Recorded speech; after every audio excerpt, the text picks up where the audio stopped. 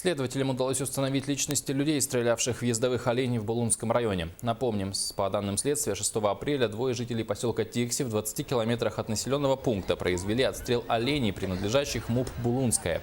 В результате погибло 19 животных и 11 получили ранения. Следователи выяснили, что животные отбились от основного стада и паслись в тундре примерно в 5 километрах от места стоянки оленеводов. Личности стрелявших мужчин установлены. По их показаниям, они были уверены в том, что стреляли в диких животных. Намерения уничтожать домашних оленей у них не было. Вместе с тем мужчины заявили о готовности в полном объеме возместить причиненный ущерб, который оценен потерпевшей стороной в 1 миллион 440 тысяч рублей. Следствие практически на сегодняшний день завершено.